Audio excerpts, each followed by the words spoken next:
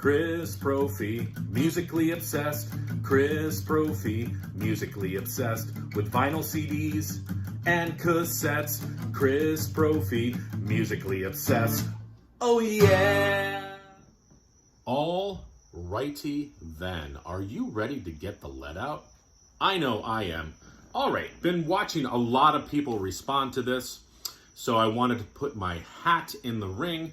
Steve at All the World's a Stage is celebrating 500 subs. Steve is a great guy. There is no reason that Steve should not be at 1,000, 2,000, 3,000, 4,000 subs. He's got a great channel. If you're not subscribed to Steve, I'll leave the link below. I've had a chance to do some live streams with Steve. I hope that there's more of those in the future. He knows a crap load about music, and I love his sense of humor. He's just a great guy. So again, if you are not subscribed to Steve, please head on over to his channel. Now, to celebrate 500 subs, he would like us to rank the Led Zeppelin albums, but we can't include Coda. And also for part 2, he'd like us to connect Led Zeppelin to the number 500 in any way that we choose. So I've seen a lot of people do this, and all the rankings are a little bit different.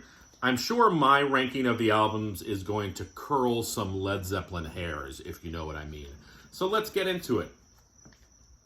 At number 8, I'm putting In Through the Outdoor. Even though it's at number 8, I still love this record. I even like the song Hot Dog, because I like country music. Number 7, I'm putting this mammoth album, Led Zeppelin 1. Wow, I love this record. Babe, I'm Gonna Leave You. Great White does a good version of that as well. You Shook Me, Dazed and Confused, Communication Breakdown. Awesome album. Number 7. Number 6. Number 2, Led Zeppelin 2. Wow. I Want a Whole Lot of Love. Number 5. The double mammoth album, Physical Graffiti, that you can actually play with and change the windows. That's a lot of fun. Number 4, Led Zeppelin 3. I love this record. I love how side 1 is heavy, and then side 2 you get some sort of folky acoustic numbers like Gallows Pole. Man, Gallows Pole is so good. Number 3, Presence. For whatever reason, this one doesn't rank that high with a lot of people. I happen to love this record. Achilles' Last Stand is a masterpiece. But it also ends with the song T for One, which is killer as well.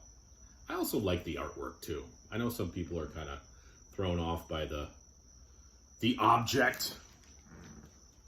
Number 2, Led Zeppelin 4. This is basically a greatest hits.